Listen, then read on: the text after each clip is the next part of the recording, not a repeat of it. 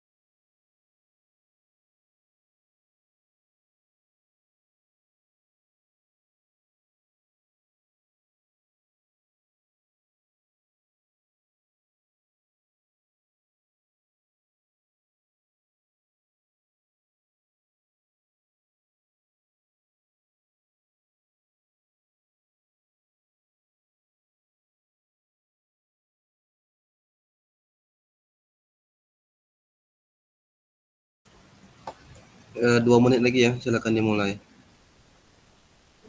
Baik, Pak.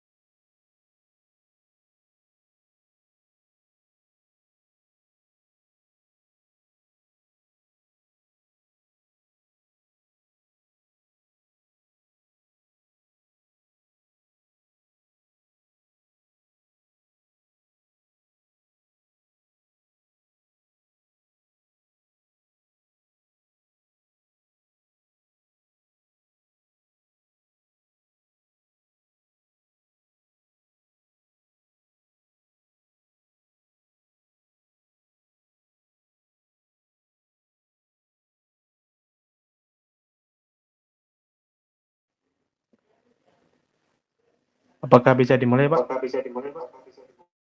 Ya, silakan. Baik.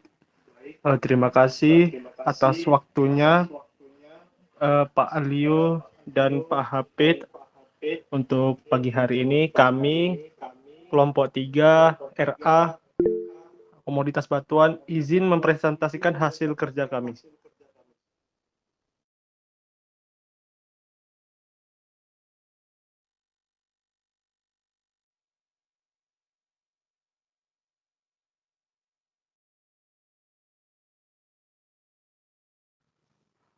Baik, kami kelompok 3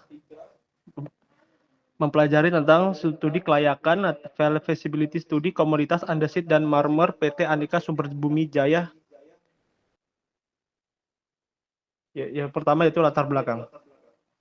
PT Aneka Sumber Bumi Jaya bergerak di bidang pertambangan bahan galian andesit, material utama dalam konstruksi berkat kekuatan dan ketahanannya. Seiring meningkatnya kebutuhan infrastruktur, permintaan terhadap andesit terus bertambah. Namun tantangannya berupa variasi kualitas batuan, metode ekstraksi yang kurang optimal, serta minimnya pemahaman mengenai karakteristik mineral menjadi hambatan dalam pengelolaannya. Di sisi lain, marmer dari Natar, Lampung Selatan, memiliki potensi besar sebagai bahan galian bernilai tinggi yang sering digunakan untuk keperluan arsitek dan konstruksi. Namun hingga saat ini, belum ada penelitian geologi yang mendalami terkait karakteristik fisik dan kimia marmer di daerah tersebut. Oleh karena itu, penelitian ini terhadap kedua komunitas perlu dilakukan baik melalui analisis menggunakan teknologi seperti XRD, FSR, dan STIR. Maksud dan tujuan kajian studi ini, 1.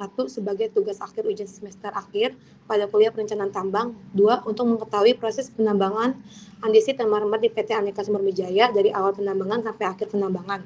3. Mendapatkan strategi rencana penambangan yang efisien dengan pertimbangan aspek teknis dan ekonomis di PT Aneka Sumber Jaya. Terdapat profil perusahaan dan pelaksanaan studi. Lanjut.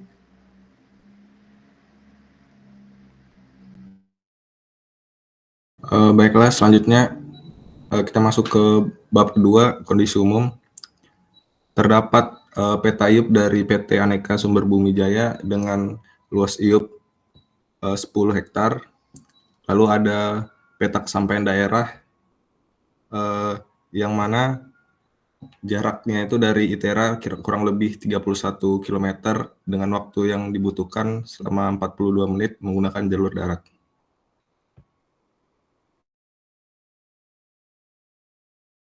Untuk bab 3 sendiri itu berdasarkan pada peta ini,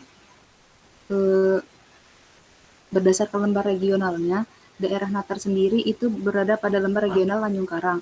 Jadi ciri khas batuannya itu batuan beku, sedimen, dan juga metamorf. Untuk formasi batuannya sendiri itu ada quarter holosan vulkanik, itu endapan gunung api, PPT, ITL, KGDD, KDS, dan PJGM. Itu sudah berurutan dari yang termuda hingga yang tertua. Kemudian topografi dan geomorfologinya itu daerah ini tuh salah satu dengan jenis topografi yang cukup rendah. Jadi berdasarkan elevasi daerah ini, daerahnya itu dengan perbukitan yang rendah hingga dataran rendah. Untuk struktur geologinya ini berdekatan dengan sesar Lampung Panjang, jadi memungkinkan batuan-batuan yang muncul itu seharusnya di bawah permukaan dapat muncul ke atas permukaan. Berdasarkan hasil penelitian dari peta daerah Natar ini sendiri, formasi geologi daerahnya ini terdiri dari atas formasi Lampung, KTL, dengan litologi batu apung, tufriotolik, tufpadu, tupit, batu lempung, tufan, dan batu pasir tufan. Untuk sebaran batuannya itu pada wilayah ini cukup signifikan, yaitu terdapat beberapa industri yang telah memanfaatkan sumber daya alam di daerah tersebut, jadi seperti penambangan batu kapur, andesit, dan juga granit. Sumber daya tersebut itu tersebar cukup luas pada daerah ini. Berdasarkan lembar regional dan geologi ini, pada peta yang kami teliti, memang terdapat batuan andesit yang ekonomis untuk ditambang.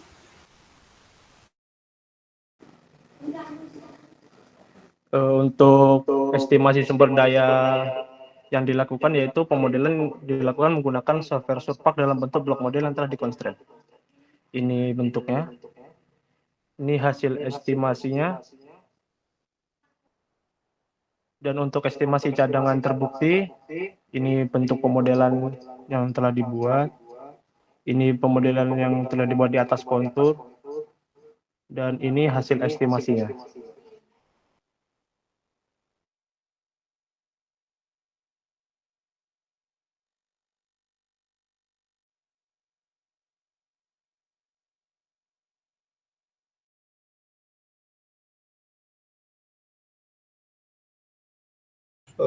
Lalu ada bab tentang geoteknik, yaitu parameter teknik yang digunakan menggunakan lubang bor. Ini datanya lapisan yang pertama itu ada andesit, terus kedua marmer, dan ketiga gneiss dengan seismiknya itu 0,2. Analisis kestabilan lereng yang mengarah utara selatan didapatkan nilai jenuh dinamisnya 1,56 dan nilai statis jenuhnya 3,98. Next. Terus analisis disposalnya didapatkan nilai jenuh dinamisnya 1,231 dan nilai tidak jenuh statisnya 4,163.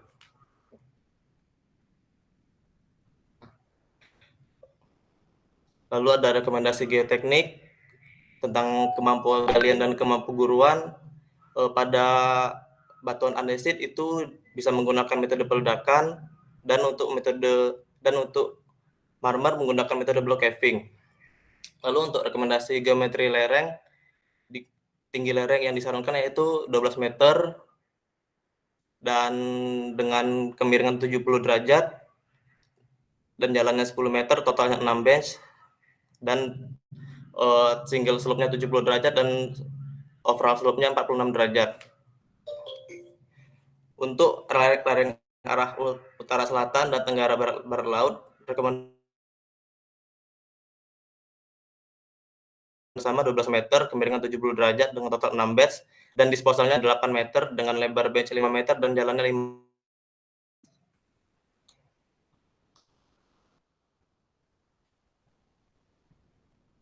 Lalu ada data hidrologi, data curah hujan, rata-rata maksimumnya di angka 14,83 dengan nilai, dan yang terendah maksimumnya 10,55 dan nilai minimumnya itu 0. Next. Nah, ini ada data representasi distribusi data curah hujan. Rata-rata hujan tahunannya 5.213, terus nilai curah hujan minimumnya 4.215 dan nilai curah hujan maksimum tahunannya 6.763. Lalu frekuensi curah hujannya bisa dilihat di tabel, dan curah hujan rencana metode gambarnya ada di tabel.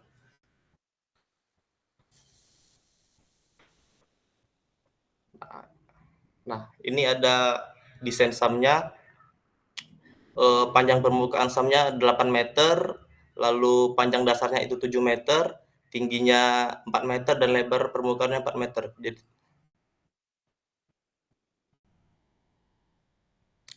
Lalu ada desain paretan, sisi atasnya itu lebar 1 meter, lalu sisi bawahnya 0,65 meter, tinggi paretannya 0,7 meter, dengan kemiringan dinding SAM-nya 76 derajat.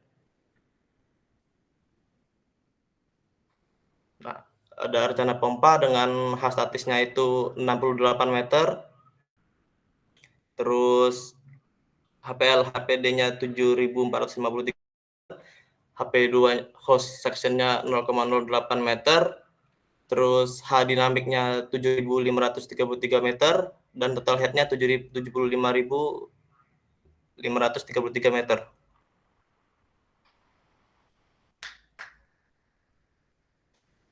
Nah, ini ada bentuk gambar grafik pemompaan SAM dengan spesifikasi yang menggunakan pompa multiflow MF 4420E. Terdapat hasil total head sebesar 75.533 dengan nilai flow rate sebesar 68 liter per detik dan nilai RPM-nya itu sebesar 800 RPM.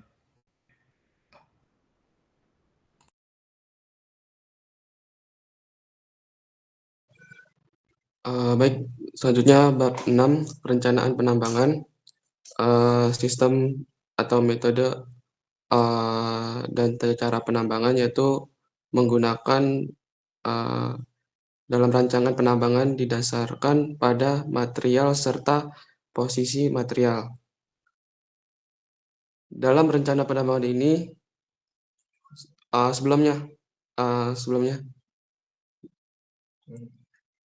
dalam perencanaan penambang ini akan digunakan metode quarry, lebih tepatnya metode pit tipe quarry, dikarenakan posisi material yang relatif mendatar. Next. Ini merupakan jadwal rencana produksi yang dimana andesit itu 1 tahunnya 200.000 sekian.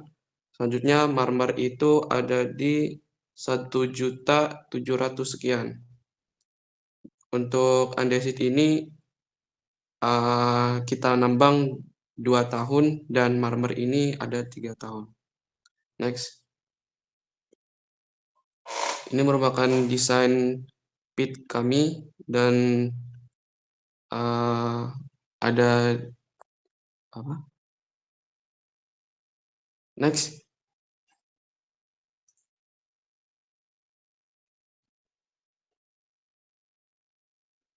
Next.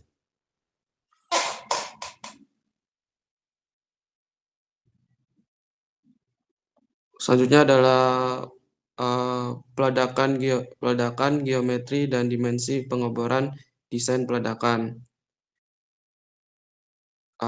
Di mana diameter lubangnya itu 4 inch, bardernya, mohon maaf sebelumnya.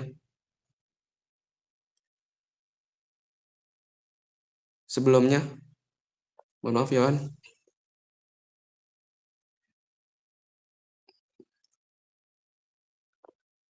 Nah, bardernya yaitu 2,69 meter, spacingnya 4,300 sekian, stemmingnya 2,69 meter, terus subdrillingnya 0,8 meter, kedalamannya 12,8 meter, tingginya tinggi charging 10,100 meter, dan tinggi jenjangnya adalah 12 meter.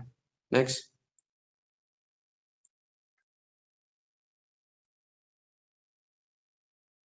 Ini merupakan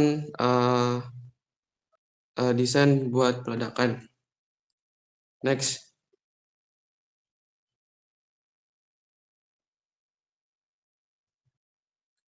Ini merupakan jadi untuk peledakan ini RMD-nya itu blockingnya ada 20, JPS-nya interpretance-nya 20, JPO deep out of phase-nya 20, dan SGI-nya itu 10, hanya ada di 1,3 inch kali 0,84, ada 4,8. Next.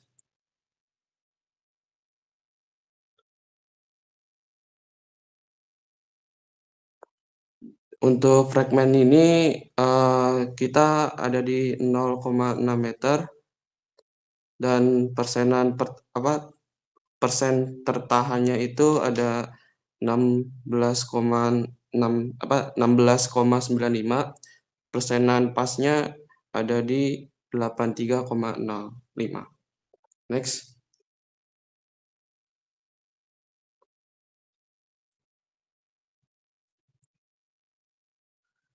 Lalu ada rencana pengangkutan material.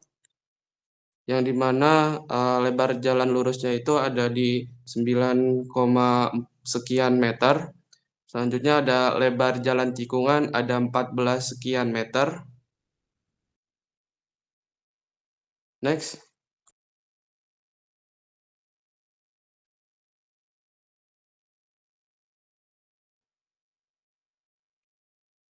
Next.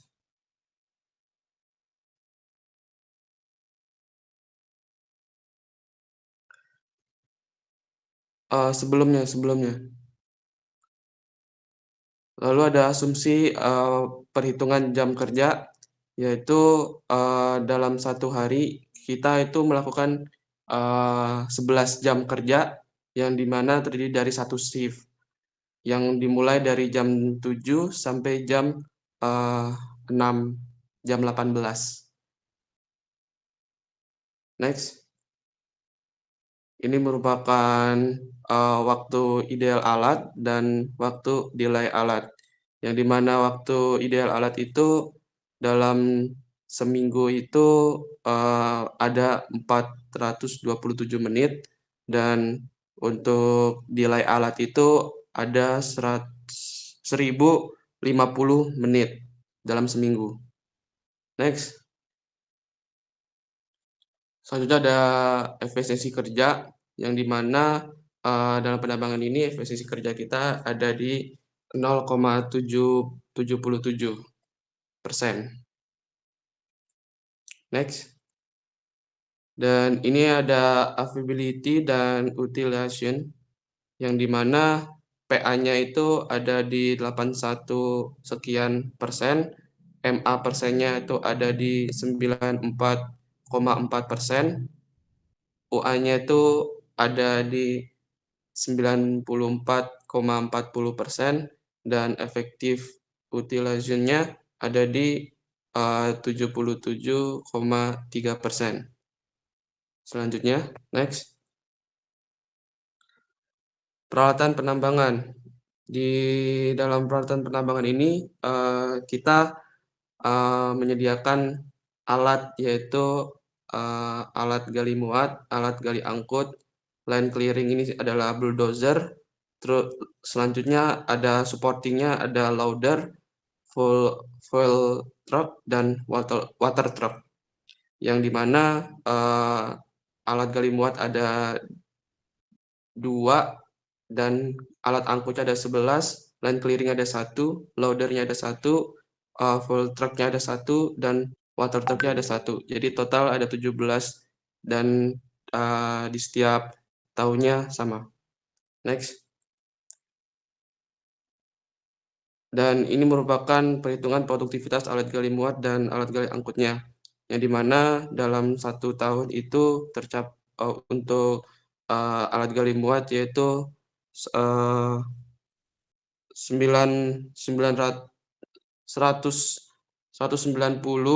sekian BCM per tahun, dan untuk alat angkutnya ada 1080 sekian BCM per tahun, dan max faktornya itu ada di angka 0,81%.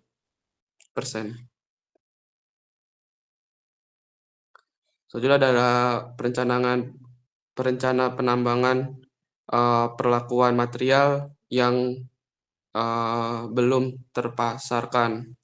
Material yang ditambang tersebut tidak dikirim langsung ke konsumen, oleh karena itu material harus disimpan di tempat penyimpanan akhir, yaitu stockpile. Pada stockpile ini material ini akan ditumpuk dengan hati-hati untuk mencegah material pecah, dan dipisahkan berdasarkan ukuran yang telah ditentukan, sehingga akan memudahkan dalam proses pengangkutan dan pemasaran. Next. Perencanaan penanganan atau perlakuan sisa sumber daya pada pasca tambang memerlukan perencanaan yang hati-hati setelah penambangan. Langkah pertama yang ideal adalah mengambilkan topsoil ke lubang tambang serta tambahan tanah untuk dapat menutup lubang tambang untuk membantu dalam stabilisasi lahan. Ini meminimalkan potensi erosi dan subsiden. Selanjutnya, lahan harus direklamasi dengan hati-hati, dimulai dengan membentuk kontur asli dan memastikan drainase yang tepat untuk mencegah erosi. Next. Baik, yang selanjutnya itu adalah pengolahan. Jadi pada pertambangan PT Aneka Sumber Bumi Jaya, komoditas yang akan ditambang itu ada 2 batuan, yaitu batu andesit dan batu marmer. Nah, dalam pengolahannya, batuan ini akan dilakukan reduksi ukuran sehingga sesuai dengan permintaan pasar. Jadi, untuk pertambangan yang batu andesit akan reduksi ukuran sehingga menjadi produk berupa batu split, screening, dan abu batu andesit. Sedangkan untuk batuan marmer akan dilakukan pengolahan menjadi ubin marmer. Next. Oke, yang selanjutnya itu langkah pengolahan untuk andesit. Jadi yang pertama dari batuan andesit yang berukuran 0 sampai 400 mm hasil dari proses peledakan dan penghancuran. Nah, dimasukkan ke hopper atau vibrating feeder untuk selanjutnya dialirkan menuju jauh crusher. Nah, dari jauh crusher ini kemudian dilakukan proses crushing sehingga material batuan andesit tereduksi ukuran menjadi 0 sampai 200 mm, lalu dialirkan menuju cone crusher, yaitu konsentrasi crushing. Nah, dari cone crusher ini akan disetting dengan ukuran 0 sampai 30 mm, dan setelah dilakukan cone crushing, itu dialirkan ke vibrating screen dengan 3 deck. Nah, dari vibrating screen 3 deck ini akan didapatkan 4 produk, yaitu abu batu 0 sampai 5 mm, lalu produk screening 5 sampai 10 mm, batu split dengan ukuran 10 sampai 20 mm, dan batu split dengan ukuran 20 sampai 30 mm. Next. Oke, lalu selanjutnya ada langkah pengolahan untuk batuan marmer. Nah, dari blok batuan marmer yang telah ditambang dengan metode block capping, lalu dilakukan proses block cutter machine. Nah, di proses ini blok marmer akan dipotong menjadi lembaran-lembaran. Nah, untuk selanjutnya dilakukan proses grinding, yaitu proses untuk penghalusan dengan alat grinding mesin dengan tujuan agar didapatkan permukaan lembaran marmer yang halus dan kalibrasi ketebalan permukaan marmer agar pas dan sesuai dengan permintaan pasar. Lalu selanjutnya setelah di-grinding, lembaran marmer akan dikeringkan dengan angin dari blower. Setelah selesai dikeringkan, dilakukan proses yaitu proses pemolesan. Nah, pemolesan ini dilakukan dengan alat yaitu polishing machine dengan tujuan agar didapatkan permukaan marmer yang mengkilap sempurna. Setelah dilakukan pemolesan, batuan marmer kemudian dilakukan pemotongan sesuai dengan ukuran. Nah, di sini untuk produk akhir dari batuan marmer adalah ubin marmer dengan berbagai ukuran, yaitu ukuran 30 dikali 30 cm, ukuran 50 dikali 50 cm, dan ukuran 60 dikali 60 cm. Lalu pemotongan dilakukan dengan alat double squaring machine. Nah, dengan alat ini dapat dilakukan pemotongan dengan 2 tahap, yaitu pemotongan untuk panjang yang diinginkan dan pemotongan untuk lebar yang diinginkan. Setelah dilakukan pemotongan, kemudian bagian bawah batuan marmer akan dilem untuk menghindari rembesan pada saat marmer akan dipasang. Lanjut. Lalu selanjutnya ini adalah peralatan pengolahan yang digunakan dari alat jumlah alat pengolahan batuan andesit, yaitu ada hopper atau vibrating feeder, lalu ada jaw crusher, lalu ada cone crusher Trimax, circular vibrating screen, sama bell conveyor. Nah, untuk pengolahan marmer itu adalah ada block cutting machine, grinding machine, polishing machine, dan double squaring machine. Nah, selanjutnya ada jenis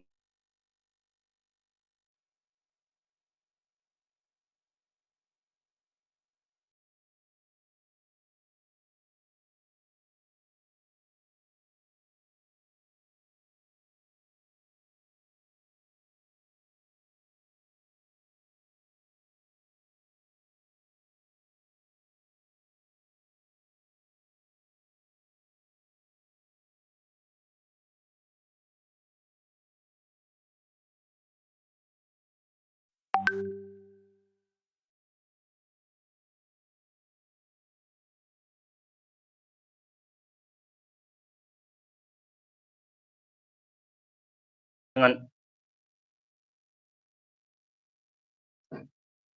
Oke, lalu selanjutnya ada penanganan limbah pengolahan.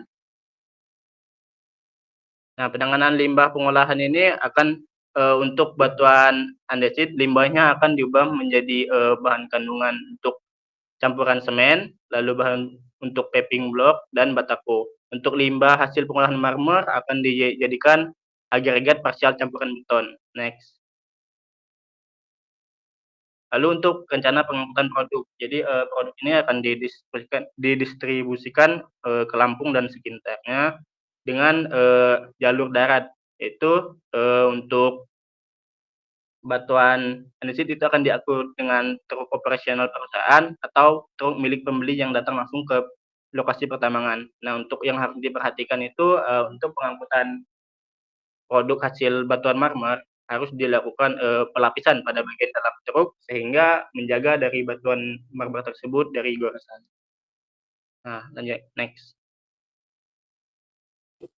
Selanjutnya infrastruktur pertambangan, jenis dan spesifikasi infrastruktur. Untuk infrastruktur mengacu pada semua struktur dan fasilitas dasar baik yang bersifat fisik maupun sosial yang diperlukan untuk mendukung kelancaran operasional satu perusahaan. Dalam infrastruktur pertambangan mencakup seluruh struktur dan fasilitas pendukung yang diperlukan untuk melaksanakan kegiatan penambangan agar dapat beroperasi. Nah, untuk infrastruktur pertambangan ini dibagi menjadi dua, yaitu infrastruktur utama dan infrastruktur pendukung. Next. Untuk infrastruktur utama itu ada pertama jalan angkut tambang, terus ada office atau kantor, workshop, timbangan, kelistrikan, dan settling pond. Next. Terus tuh ada tempat penyimpanan sementara atau TPS, dan untuk infrastruktur pendukungnya ada pos satpam dan mes karyawan. Next.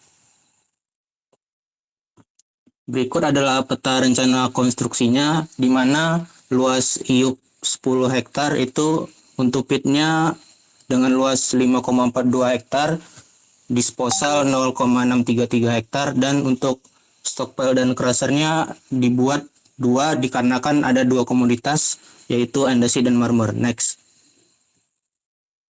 Untuk jadwal konstruksinya berikut dilakukan jadwal konstruksi untuk semua pembangunan di tahun pertama. Next. Rincian biaya konstruksi. Nah, untuk rincian biaya konstruksi itu di luas jalan angkut 445,05 meter, office atau kantor 150 meter persegi, workshop 350 meter persegi, untuk stockpile 0,25 hektar, timbangan 12 meter, mes karyawan 0,15 hektar, settling pond 0,02 hektar, pos satpam 9 meter persegi, kelistrikan 0,03 hektar, TPS 16 meter persegi. Untuk total anggaran biaya semuanya yaitu 3 miliar 33 juta. Next. Selanjutnya adalah lingkungan dan keselamatan pertambangan. Yang pertama yaitu dampak kegiatan tahap operasi yang meliputi yaitu komponen ekonomi budaya yang terdiri dari persepsi masyarakat, kesempatan kerja, dan pendapatan masyarakat. Yang kedua yaitu komponen geofisik dan kimia yang terdiri dari suhu udara, kualitas udara, erosi dan kesuburan tanah, serta bentang alam, sedimentasi, dan kualitas air. Yang ketiga yaitu komponen biologi yang terdiri dari vegetasi dan satwa liar. Selanjutnya adalah dampak kegiatan tahap pasca operasi. Yang pertama yaitu komponen sosial, ekonomi, dan budaya yang terdiri dari pemulihan ekonomi lokal, peningkatan edukasi dan keterampilan, serta pelestarian budaya.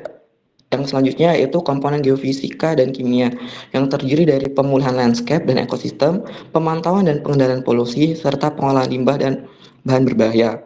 Selanjutnya adalah komponen biologi yang terdiri dari revegetasi dan rehabilitasi habitat. Yang selanjutnya adalah pemantauan fauna. Selanjutnya adalah konservasi genetik. Hal ini perlu dilakukan untuk melestarikan spesies terancam. Next.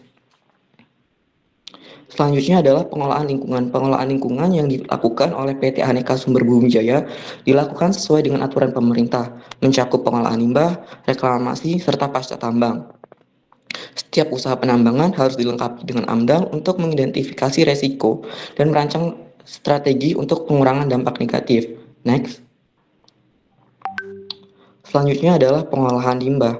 Limbah yang ada di PT Aneka Sumber Bumi Jaya seperti oli bekas, filter oli atau solar, gres, majun, aki bekas, tanah terkontaminasi bahan kimia, sludge, dan limbah elektronik. Limbah ini disimpan di tempat penyimpanan sementara yang terlindungi di sinar matahari, air hujan, dan dilengkapi dengan ventilasi, penerangan yang memadai, serta APAR. Next. Selanjutnya adalah rencana reklamasi. Rencana reklamasi yang akan dilakukan di PT Aneka Sumber Bumi Jaya dilakukan dari penataan lahan hingga perawatan tanaman vegetasi untuk memulihkan kualitas lingkungan dan ekosistem. Reklamasi dilakukan pada luas sebesar 10 hektar. Selanjutnya adalah pengolahan lubang bekas tambang atau void. Setiap perusahaan pertambangan dapat menimbulkan permasalahan lingkungan, salah satunya adalah void. Untuk mengatasi hal ini dilakukan pasca tambang dengan penutupan lubang bekas tambang dan penanaman tanaman reklamasi sebagai upaya revegetasi. Next. Selanjutnya adalah pemantauan lingkungan. Pemantauan lingkungan yang dilakukan oleh PT Aneka Sumber Bumi Jaya mencakup kualitas air, tanah, dan udara, revegetasi, stabilitas lereng dan erosi, biota, perairan, flora, dan fauna. Tujuan pemantauan adalah untuk mengurangi dampak negatif dan memastikan keberhasilan reklamasi dan revegetasi. Next. Berikut adalah jadwal perencanaan reklamasi. Next. Berikut adalah biaya reklamasi. Biaya yang dibutuhkan sekitar 1,2 miliar rupiah. Next. Selanjutnya adalah keselamatan pertambangan. Keselamatan pertambangan merupakan segala kegiatan yang meliputi pengolahan, keselamatan, dan kesehatan kerja pertambangan, serta keselamatan operasional pertambangan. Next. Selanjutnya adalah manajemen resiko keselamatan pertambangan yang terdiri dari identifikasi bahaya, yang terdiri dari tindakan tidak aman dan kondisi tidak aman. Selanjutnya adalah penilaian resiko yang terdiri dari kemungkinan, frekuensi, dan keparahan.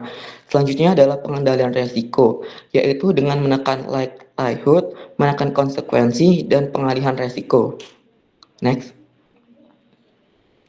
Selanjutnya adalah pengolahan keselamatan dan kesehatan kerja pertambangan. Yang pertama, melengkapi setiap pekerja dengan alat pelindung diri, mengawasi pelaksanaan penggunaan alat pelindung diri, inspeksi rutin atau mendadak ke setiap peralatan dan atau lokasi yang memiliki potensi bahaya, memasang tanda peringatan dan rambu-rambu untuk tiap daerah yang berpotensi bahaya. Selanjutnya adalah pengolahan keselamatan kerja pada kegiatan penambangan. Semua aktivitas tersebut memiliki potensi bahaya, maka dari itu harus diperlukan. Yang pertama adalah penggunaan alat pelindung diri, melengkapi mesin pada daerah berpotensi bahaya dengan alat yang memadai, memasang rambu peringatan pada daerah berpotensi bahaya, inspeksi keperalatan ke daerah-daerah yang memiliki potensi bahaya oleh kepala teknik tambang. Next. Selanjutnya adalah pengelolaan keselamatan kerja pada kegiatan pengangkutan. Yang pertama adalah melengkapi pekerja dengan alat pelindung diri, melakukan safety talk sebelum kegiatan pengangkutan, inspeksi rutin atau mendadak ke setiap peralatan atau daerah yang memiliki potensi bahaya, memasang tanda peringatan dan rambu-rambu lalu lintas untuk setiap daerah yang memiliki potensi bahaya. Berikut adalah peralatan yang dibutuhkan untuk keselamatan pertambangan. Next. Pengolahan keselamatan operasi pertambangan. Pengolahan keselamatan operasi pertambangan dilakukan di bawah tanggung jawab dan koordinasi oleh KTT, antara lain menyusun prosedur yang berkaitan dengan proses pemeliharaan atau perawatan fasilitas, menyusun prosedur yang berkaitan dengan pengamanan instalasi, membuat suatu prosedur pengujian kelayakan. Selanjutnya adalah rencana penggunaan dan pengamanan bahan peledak dan berbahaya yang lainnya. Yang pertama adalah penyimpanan atau penimbunan bahan peledak. Bahan peledak disimpan di gudang yang berupa bangunan, kontainer atau tangki yang secara teknis mampu menyimpan bahan peledak secara aman. Bahan peledak yang disimpan di tambang hanya pada gudang yang telah mempunyai izin dengan kapasitas tertentu. Selanjutnya adalah jarak aman lokasi bahan peledak. Yang pertama yaitu bangunan yang didiami lokasi gudang bahan peledak di permukaan mempertimbangkan antara lain bangunan yang didiami orang, tempat penimbunan bahan bakar cair, serta jarak antara gudang bahan bakar peledak yang berdasarkan kapasitas dari gudang bahan peledak. Next. Selanjutnya adalah penyimpanan bahan peledak berdasarkan sifatnya. Yang pertama adalah detonator dilarang disimpan dalam gudang yang sama dengan bahan peledak lainnya. Bahan peledak peka detonator dilarang disimpan di gudang bahan peledak peka primer atau di gudang bahan ramuan. Bahan peledak peka primer dapat disimpan bersama-sama di dalam gudang bahan peledak peka detonator, tapi tidak boleh disimpan bersama-sama dalam gudang bahan ramuan. Yang keempat yaitu bahan ramuan dapat disimpan bersama-sama di dalam gudang bahan peledak peka primer dan atau di dalam gudang bahan peledak peka detonator. Selanjutnya adalah tempat penyimpanan bahan peledak. Tempat penyimpanan bahan peledak dipersyaratkan selalu dilakukan pengamanan oleh petugas Satuan Pengamanan Gudang Bahan Peledak selama 24 jam dengan kewajiban mengambil tindakan pencegahan terjadinya gangguan keamanan dan keselamatan bahan peledak yang disimpan di dalam gudang, melarang orang yang tidak berkepentingan untuk mendekati gudang, mengawasi dan mencatat setiap orang yang masuk ke dalam gudang, mengambil tindakan pertama di tempat kejadian bila terjadi gangguan keamanan dan keselamatan. Selanjutnya yaitu pengangkutan bahan peledak. Bahan peledak diserahkan dan disimpan di gudang dalam jangka waktu tidak lebih dari 24 jam. Bentar. Ini kok yang awal tadi bagus ya, presentasinya singkat, jelas. Ini kok baca ya kayak gini. Bisa nggak dibuat yang menarik begitu ya, dengan tulisan kayak gini dong. Kan dari presentasi kelas sebelumnya, kelompok sebelumnya ya, itu udah dikasih tahu. Ini dari kelompok sebelumnya nih, babak sebelumnya bagus tuh ya, disingkat gitu ya, dalam tabel, dalam gambar gitu. Oh ini dalam kayak gini ya, terlalu banyak makan waktu ya untuk menjelaskan hal ini aja. Lanjutkan. Baik Pak, next.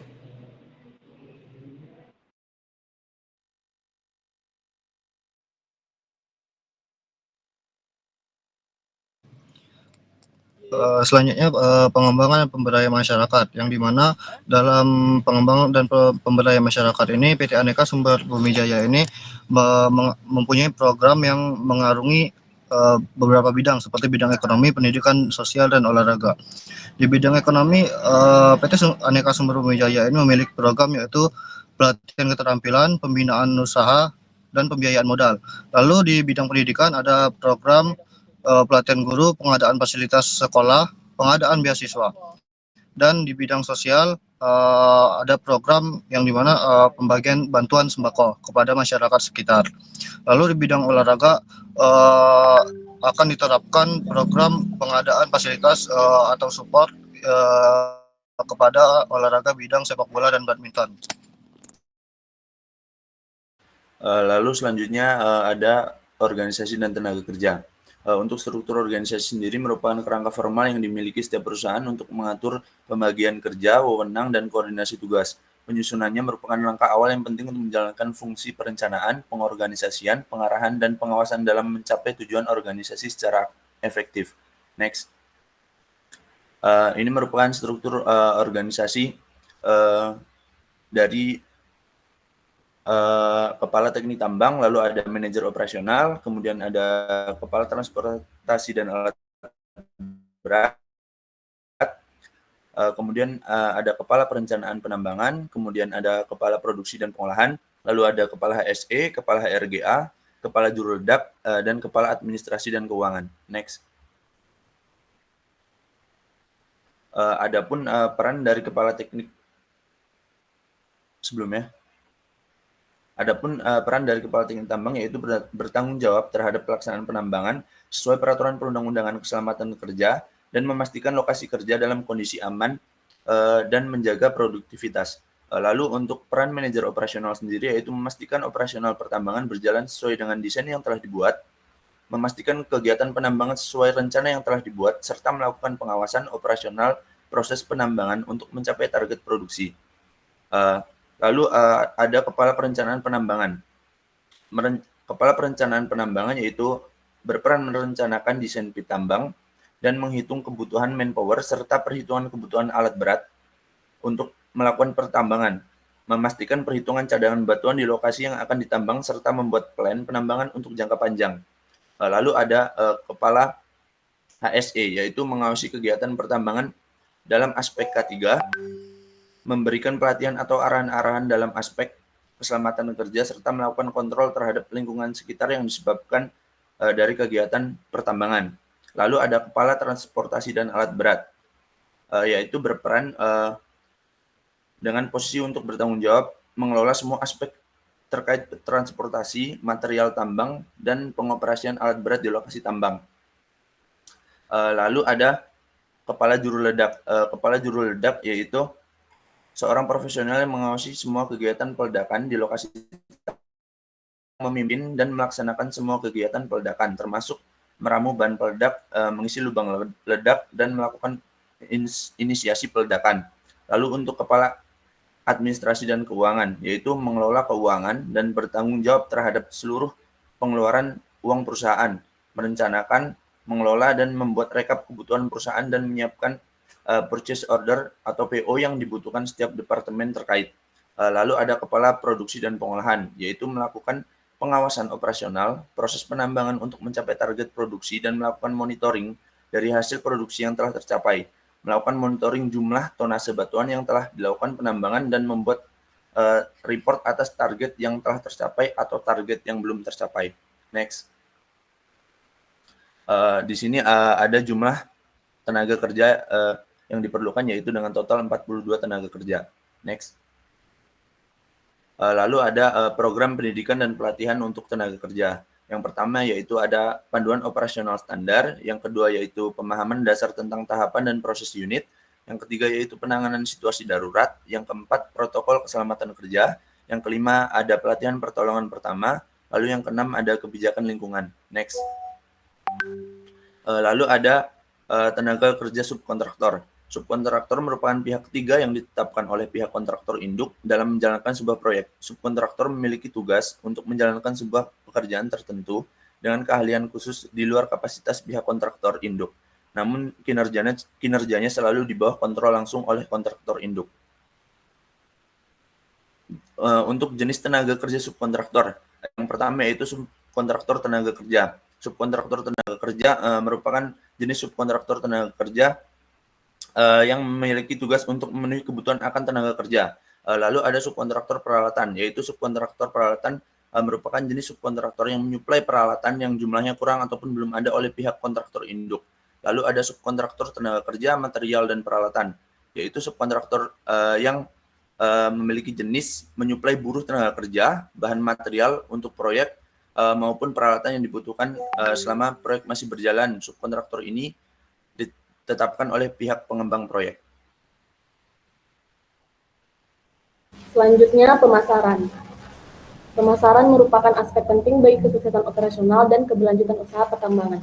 Bab ini membahas metode pemasaran dan strategi harga, prospek andesit dan marmer, jenis produk, estimasi jumlah produksi, serta asumsi harga jual. Perkembangan industri teknologi dan sektor pertambangan di Indonesia memengaruhi produksi dan pemasaran andesit serta marmer. Peningkatan pesat, pembangunan properti, dan pengembangan wilayah otonom turut mendukung hal ini. Oleh karena itu, PT Aneka Sumber Bumi Jaya fokus pada pemasaran bahan galian industri untuk memenuhi kebutuhan domestik. Yang pertama ada metode pemasaran dan strategi harga. Cara pemasaran serta strategi harga untuk produk andesit dan marmer yang dilakukan PT Aneka Sumber Bumi Jaya adalah dengan melakukan penawaran kepada konsumen. Yang pertama, promosi dilakukan melalui internet proyek dan pameran bahan galian untuk menggunakan PT Aneka Sumber Bumi Jaya kepada konsumen.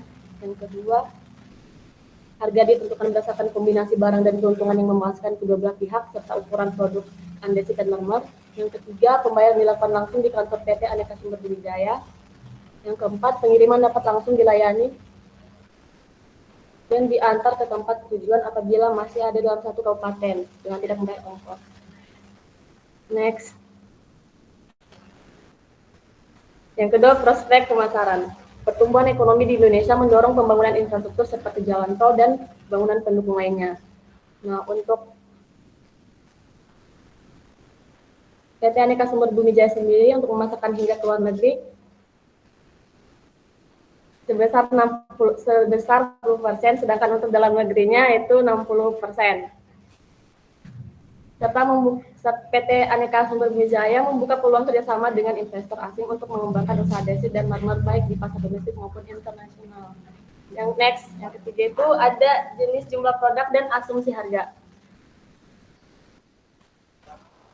Yang pertama itu ada andesit. Perkiraan jumlah batu andesit per tahun sebesar 114.231 meter kubik yang masuk pada unit pengolahan. Terdiri dari batu split 1, 2, 3, screening, dan batu abu, yang masing-masing jumlah produk ini diproduksi sebesar 25%. Dapat dilihat pada tabel, produksi per tahun dari masing-masing jumlah produk ini sebesar 28.558 meter kubik dengan harga yang telah disepakati oleh perusahaan. Sehingga total penjualan masing-masing jumlah produk di tahun pertama dan kedua sebesar 13 miliar sekian. Kemudian untuk perkiraan jumlah batu marmer per tahun adalah 212. Next. Perkiraan jumlah batu marmer per tahun adalah 212.550 meter kubik atau sebesar 212.552 juta cm kubik. Jumlah produksi batu marmer direncanakan sebesar 60% dari jumlah material, di mana sisanya merupakan limbah. Produk dari batu marmer terdiri dari ubin marmer ukuran 30-30, 50x50, dan 60x60. Masing-masing produk ini akan diproduksi sebesar 20%. Dari tabel, produksi per tahun dari masing-masing jumlah produk terukuran adalah 47.273.777 buah, 17.4.160 buah, dan 11.808.444 buah dengan harga yang telah disepakati oleh perusahaan. Sehingga total penjualan produk di tahun ke-3 sampai ke-10 untuk ubin marmer 30x30 yaitu 75 triliun sekian, untuk ubin marmer 50x50 dan 60x60 sebesar 58 triliun. Selanjutnya adalah bab 13 tentang investasi dan analisis kelayakan. Untuk total investasinya yaitu sekitar 62 miliar. Next. Untuk biaya produksi per meter kubik bagi batuan andesit yaitu sebesar 132,89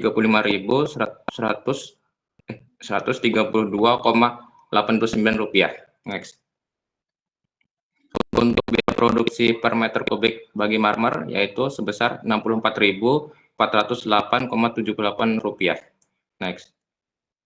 Berikut adalah tabel cash flow untuk tahun pertama dan tahun kedua yaitu untuk batuan andesit, dan untuk tahun ketiga dan tahun keempat, tahun ketiga sampai tahun ke-10 adalah batuan marmer. Next. Ini adalah lanjutan dari cash flow. Next. Untuk diskon rate yang dipakai adalah 15,17%, didapatkan IRR sebesar 46,51% dan NPV sekitar 160 miliar, dan untuk payback periodnya yaitu 2,97 tahun. Next. Dari tabel ini, jika harga komoditas naik, maka IRR dan NPV ikut naik. Dan jika harga komoditas menurun, maka IRR dan NPV menurun. Next.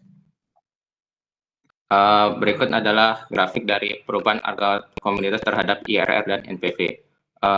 Grafik menunjukkan adanya kemenurunan seiring dengan berkurangnya harga komoditas. Next. Berikut adalah tabel perubahan biaya produksi. Jika biaya produksinya meningkat, maka IRR dan NPV-nya menurun. Jika biaya produksinya menurun, maka IRR dan NPV-nya meningkat. Next. Dari dua grafik ini dapat disimpulkan bahwa IRR dan NPV akan meningkat jika biaya produksinya menurun. Next. Dapat disimpulkan dari dua analisis tersebut, maka jika dapat disimpulkan dari dua analisis tersebut, maka proyek ini akan bernilai layak karena NPV-nya bernilai positif dan IRR-nya lebih besar dari tingkat diskon yang telah ditetapkan. Next. Jadi berikut presentasi dari kelompok kami yaitu kelompok 3 RA. Jika ada yang ingin ditanyakan dipersilakan, Pak. Baik, terima kasih atas presentasinya ya. Mungkin dari saya dulu ya pertama ya. Eh, Kelompok kalian juga terlalu lama ya untuk presentasi gitu ya. Jadi kalau kemarin satu pertemuan gitu ya, itu untuk 2 kelompok, kalian hanya 1 jam sebenarnya untuk presentasi dan waktu untuk diskusi gitu ya. Kalian juga sudah tahu tadi ya, bagaimana presentasi kalian terlalu banyak teks gitu ya. Sedangkan bagusnya kalian harusnya presentasi itu hanya beberapa poin-poinnya saja gitu ya yang kalian jelaskan. Oke. Kalian juga menjelaskan detail, nanti ditanya detail nggak tahu kan gitu ya. Nah kalau memang kalian tahu detail ketika itu ditanya, gitu juga di SDM ketika kalian presentasi studi kelayakan gitu ya, nggak perlu ya. Kalian memang belum terbiasa menjelaskan poin-poin apa yang kalian dapatkan gitu ya. Semoga jadi KP itu belajar itu ya, di sini juga belajar. Nanti pas TA ya, seminar hasil sidang itu kan jelaskan poin-poinnya saja ya. Dengan seperti ini terlalu banyak makan waktu gitu. Itu yang pertama. Yang kedua, saya sudah selesai ya menilai laporan kalian ya. Nanti mungkin ada 3 lagi ya. Jadi akan saya kirim balik ya hasil koreksi dari keempat pengampu ya. Nanti silakan ditanya ke pengampu masing-masing ya. Nanti saya kirim punya saya gitu ya. Jadi kalian perbaiki saja apa yang ada di laporan kalian gitu ya. Saya tandai itu ya. Komentarnya Aji gitu ya. Aji itu berarti Ali Jasipto dari saya.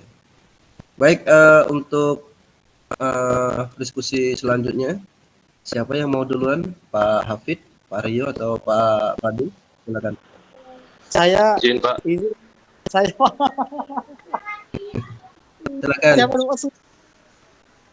Saya duluan boleh Pak Ria ya, karena bab awal nih soal geologi. Oke, silakan Pak Padilla. Cepat aja kok komentarnya. Apa namanya, terkait tadi ada peta geologi lokal sama regional. Coba ditampilkan. Tadi saya lihat yang lokalnya aja. Karena baru bergabung.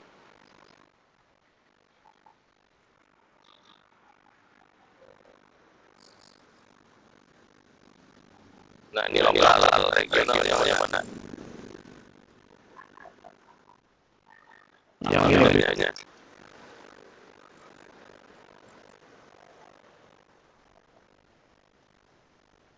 Bedanya apa?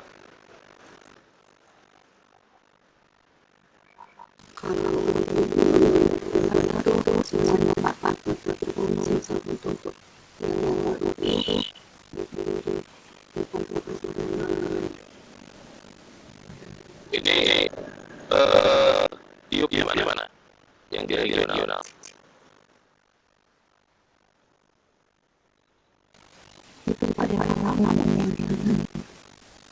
Mana?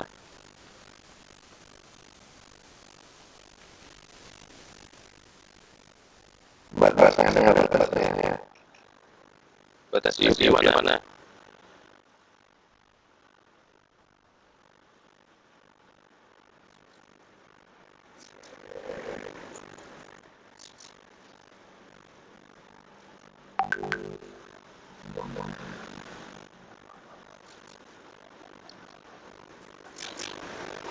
Kalau nggak ada di dalam nama.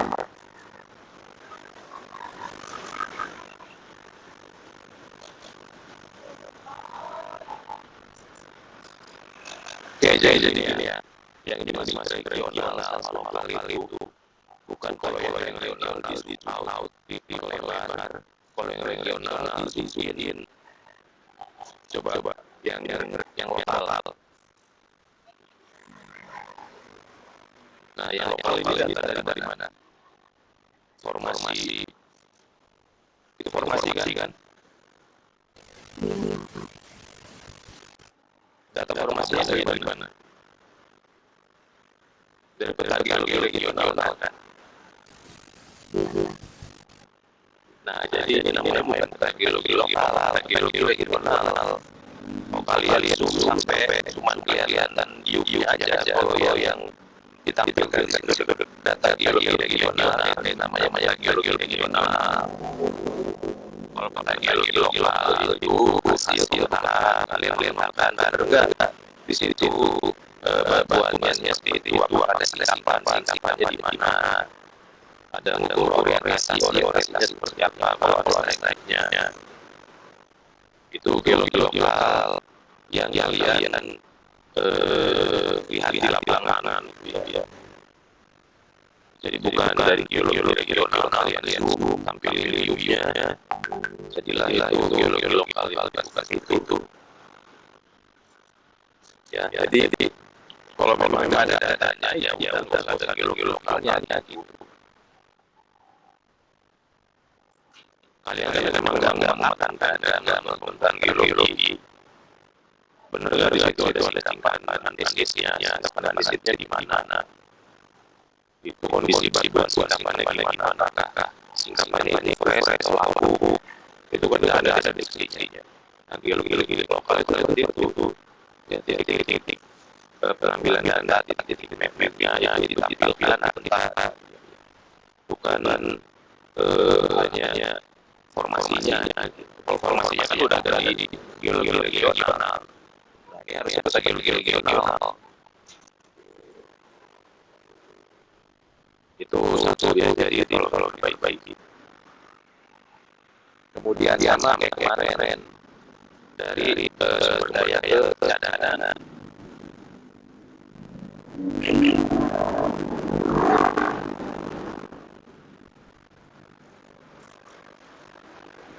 Nah, ini estimasi sumber dayanya. Sumber daya yang mana? Andesit plus marmer. Kalian harus membedakan yang andesit berapa, yang marmer berapa gitu. Kalian kan dua komoditas kan? Dua jenis batuan kan? Iya Pak. Nah ini coba hasil estimasi. Nah ini volume berapa? Andesit berapa? Marmer. Kedua-duanya. Ya dipisahin dong. Andesitnya berapa? Marmernya berapa? Terus ke cadangan. Nah ini parameter untuk cadangannya jadi seperti ini apa aja.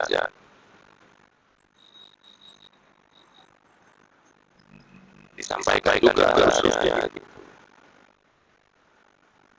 Dan hasilnya juga sama hasil cadangan. Apa namanya ya?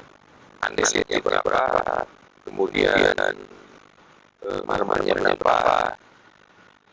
Kemudian kalau ada overburden atau tata nutupnya berapa banyak yang dikupasi kan nanti kan itu jadi parameternya tuh yang menentukan limitnya dari mana.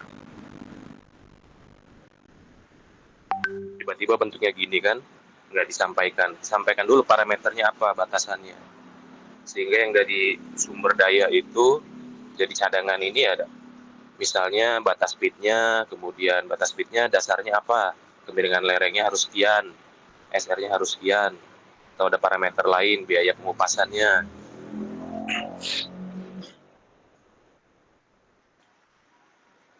Paham maksud saya? Paham Pak? Oke, terus jadi ini ya yang kedua. Lalu, nah ini kan yang di geotek itu udah ada tuh. Lerengnya ada yang merah, kuning, biru. Nah ini aja dibedain ya. Sumber daya sama cadangannya juga dipisahkan gitu. Yang mana yang andesit, yang mana yang marmer, mana overburden, mana soilnya. Terus next.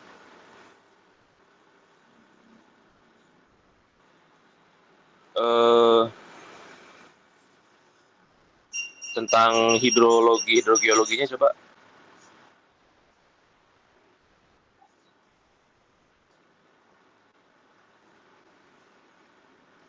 Ini curah hujan harian atau bulanan? Harian Bapak, yang dirata-ratakan jadi per bulan Pak. Maksudnya harian rata-ratakan per bulan? Kalau di webnya dapatnya per bulan Pak. Web apa? Web BMKG Pak. Enggak, web BMKG itu kalian bisa dapat data harian. Nggak ada data bulanan di BMKG. Datanya harian. Bisa diambil per setiap 30 hari bisa kalian ambil datanya. Diperbaiki nih ngambil datanya. Jangan kalian bulanan, kalian bagi. Ya tidak sesuai datanya gitu dengan data. Kalau harian ya harian, kalau bulanan berarti total dalam 1 bulan gitu. Next.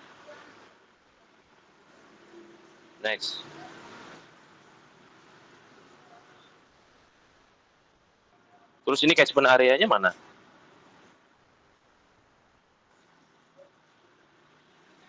Kan pakai CIA tuh. A-nya dari mana? Maaf Bapak, kemarin tidak buat Bapak. Terus A-nya dari mana kalian dapat itu?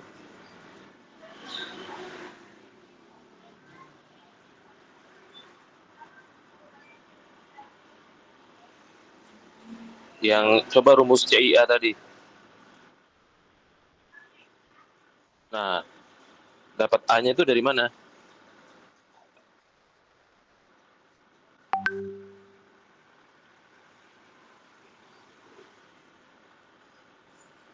Nggak tahu, ya udah dihitung ya. Catchment areanya berapa?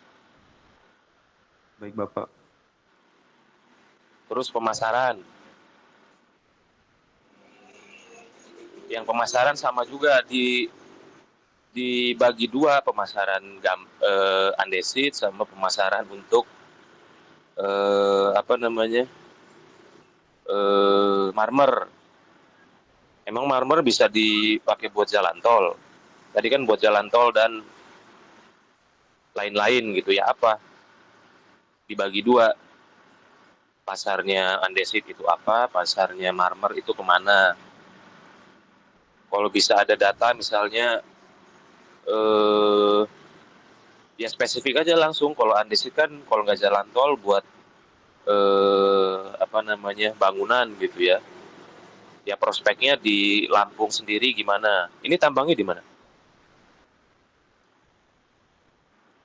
Itu di Lampung kan? Nah ya pasarnya yang lokal, nasional, internasional ya lebih dispesifikan lagi. Gak cuman lokal sama atau dalam negeri, luar negeri, tapi lebih spesifik prospeksinya kemana untuk setiap komoditasnya. Baik, Pak.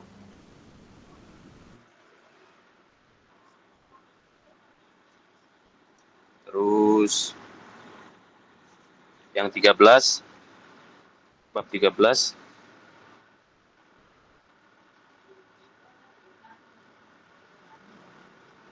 Nah ini kalau ini pasti siap-siap nanti masukan dari bab-bab yang lain, kalau ada perbaikan ini akan berpengaruh gitu ya.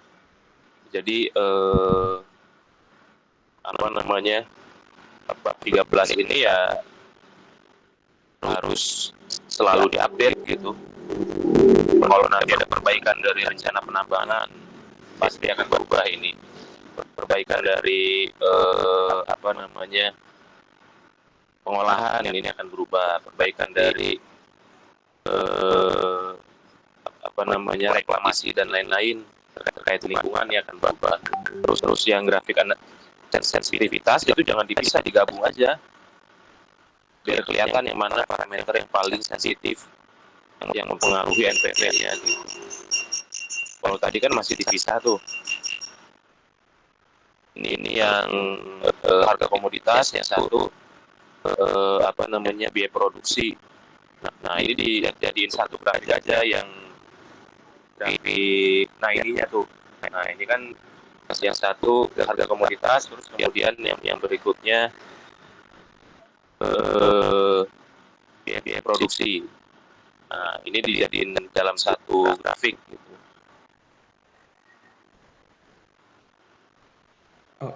Yang jadi sumbu X-nya, sumbu horizontalnya itu kan yang persen perubahan. Sumbu horizontalnya itu NPV-nya kan. Kan garisnya ini ya, kalau garisnya yang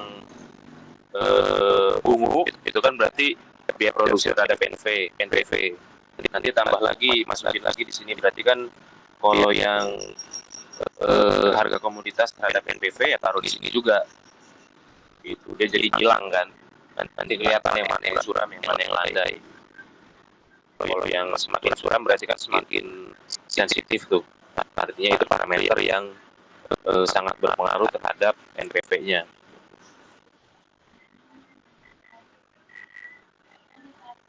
Paham?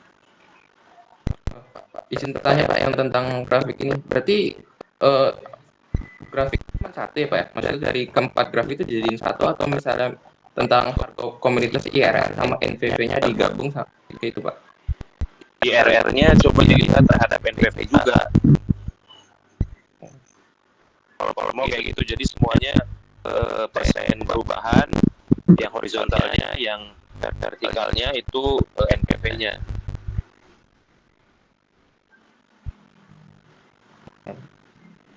Baik Pak. Jadi satu aja, cuman ada 3 garis gitu. Yang satu harga, yang garis kedua itu biaya produksi, garis ketiga IRR. Semuanya terhadap NPV. Baik Pak.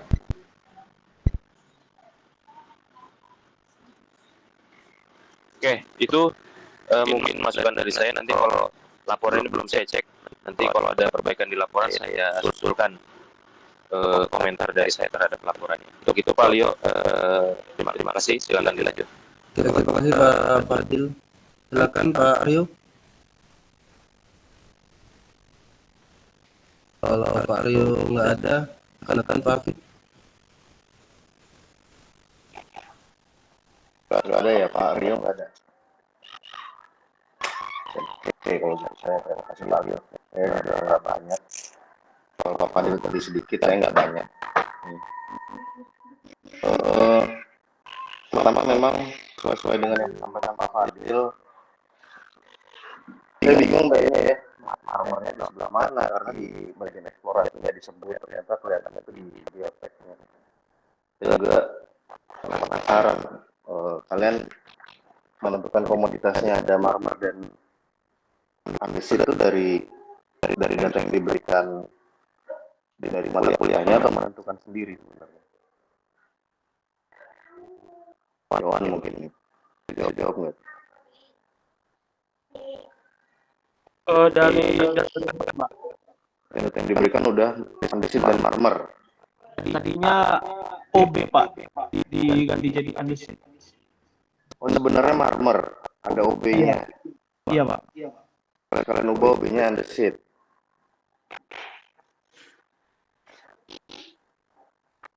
Pertama, saya mungkin bukan ahli di bidang geologi, ya, cuman saya meragukan ke kejadiannya ya, gimana ceritanya buah-buah andesit menutupi marmer. Ya, tapi kalau memang tidak dipermasalahkan di mata kuliah ini ya, yang penting rancangannya benar gitu. Cuman berdasarkan kejadiannya kayaknya aneh. Karena kalau kalian tahu marmer ya dari kapur gitu ya. Tahu saya, mungkin kalau saya salah bisa dikoreksi oleh bapak dosen yang lain. Di atasnya malah tuan bukunya gitu ya. Aneh kalau menurut saya. Makanya saya pikir ketika batuan marmer dan andesit ini beda tempat, malah lebih cocok walaupun daerah pembentukannya mungkin agak nyeleneh juga gitu ya. Namun masih dalam satu uyuk gitu. Saya pikir tadi begitu ya, ternyata nggak numpuk. Nah kemudian inilah yang menyebabkan saya bingung di bab pengolahan gitu ya. Saya kira tadinya marmer ini sebuah produk saya tadinya pikir, ternyata setelah lihat yang disampaikan kalian sampaikan tadi, terus yang Pak Fadil sampaikan juga, oh ternyata marmer ini bukan produk tapi memang batuannya ya. Berarti memang harus ada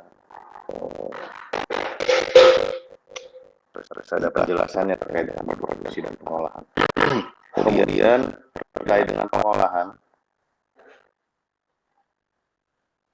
andesit ya, itu kan ada circular break apa tadi namanya, lupa.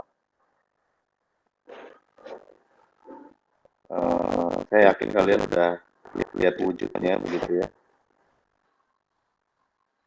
Circular vibrating screen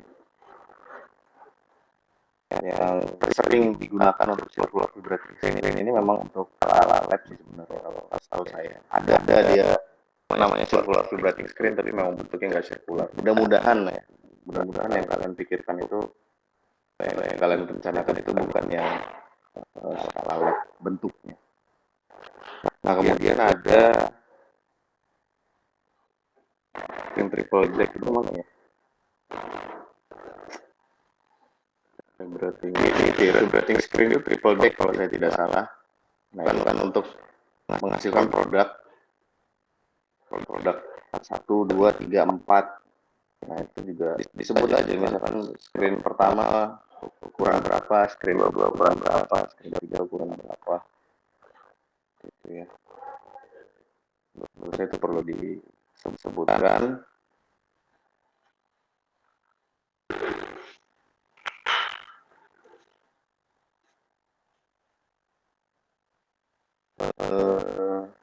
Saya nggak tahu ya, kalau saya pernah bikin FS untuk andesit itu diminta juga untuk membuat ini ya, apa namanya, ilustrasinya gitu ya, misalkan konveyornya ada berapa, masuknya dari mana, kendalinya mana, kemudian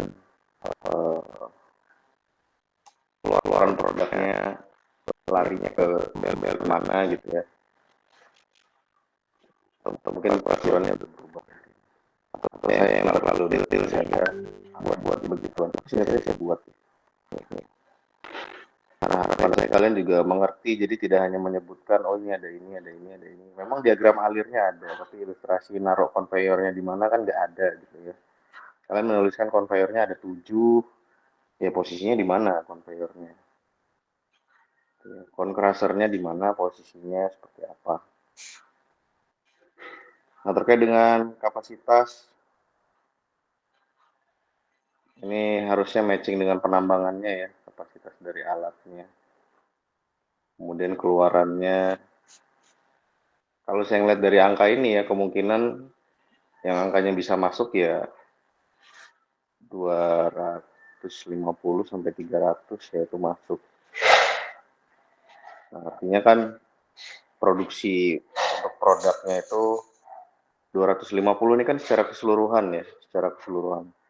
Sementara produk itu keluarnya kan masing-masing, ada yang ukuran tadi produk 1, 2, 3, 4-nya itu apakah dipaksa sama, sama itu ya, 25% ya? Ya Pak, kemarin itu diskusi dengan bagian pemasaran di katanya untuk itu. Oh, oke lah kalau udah dipaksa sama. Oke.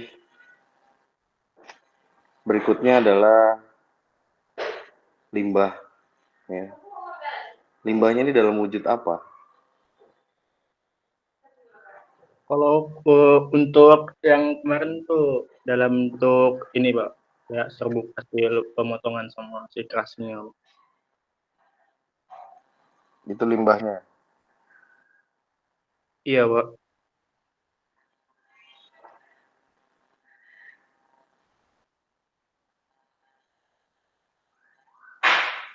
Oke.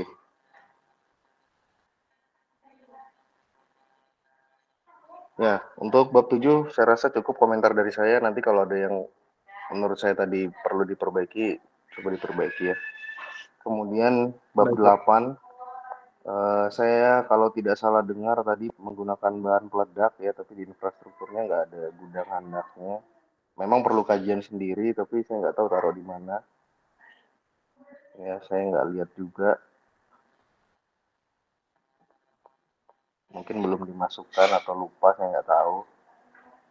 Atau udah ada? Belum. Belum ada, Pak. Ya, belum ada kan? Harusnya mungkin ada. Stockpile crusher. Fasilitas pengolahannya di situ ya. Pengangkutan dari pit ke crushing plant, dump truck. Itu pakai conveyor. Dump truck, Pak. Dump truck, iyalah. Conveyornya mau sekuat apa dan sebesar apa. Ya itu nanti membantu untuk proses penambangan. Mengangkut ke. Kemudian disposal ini buat nyimpen apa? Disposal buat nyimpen topsoilnya, Pak. Topsoil yang jumlahnya berapa banyak? Karena kalau melihat dari geotek tadi ya, dari lereng, makanya kalian ganti OB dengan undersheet itu kan artinya topsoil itu hanya sedikit tuh. Saya disposalnya mungkin kebesaran mungkin, makanya perlu diperhitungkan. Disposal ini kan ada perhitungannya sendiri ya, jumlah timbunannya berapa banyak. Makanya saya tanya topsoilnya untuk area pit itu seberapa banyak, sehingga disposalnya harus cukup besar gitu ya, lebih besar dibandingkan stockpile dan crushing plant. Terlisnya hanya topsoil.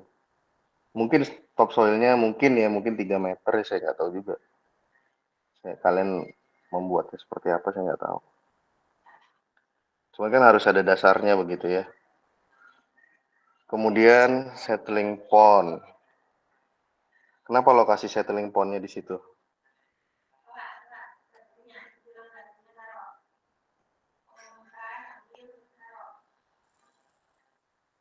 Karena itu, Pak, dia luas uyupnya 10 hektar, jadi ditaruhnya di situ ya, Pak. Iya, 10 hektar mau taruh di samping mes juga bisa. Taruh di sebelah disposal, sebelah TPS juga bisa. Kan pertanyaan saya kenapa di situ? Jawabannya teknis, misalkan dari segi ini Pak, begini, dari segi ini begini, sehingga perlu taruh di situ.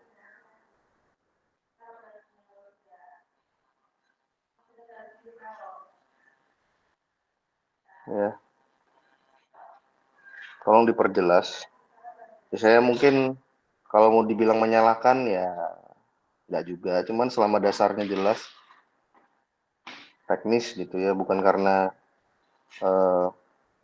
biar estetik Pak, naruhnya di situ kan nggak gitu ya. Kita kan merencanakan ini kan berdasarkan ketentuan-ketentuan gitu ya, berdasarkan data dan seterusnya.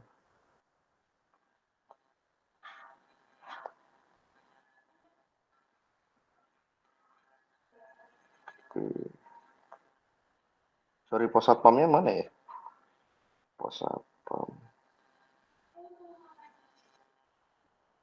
Nggak dimasukin ya? Enggak dimasukin, Pak, di petanya.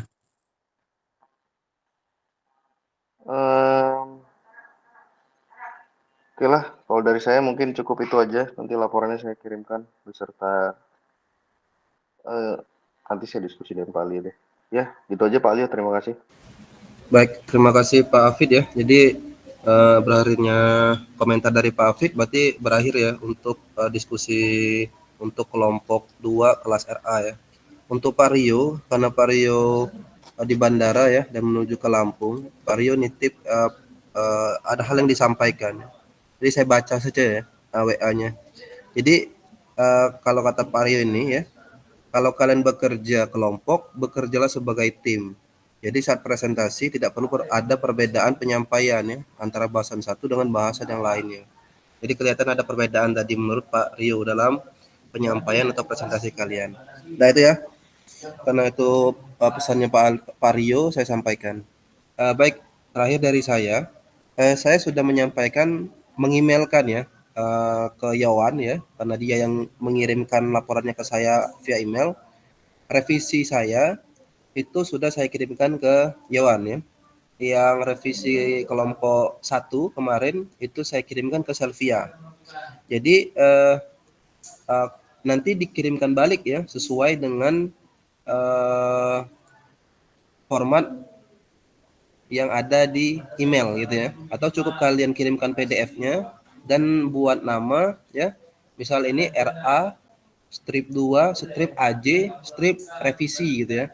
Artinya jika ada penamaan PDF revisi itu artinya sudah diperbaiki dari kalian, dan itulah nanti akan menjadi penilaian kami yang terakhir gitu ya.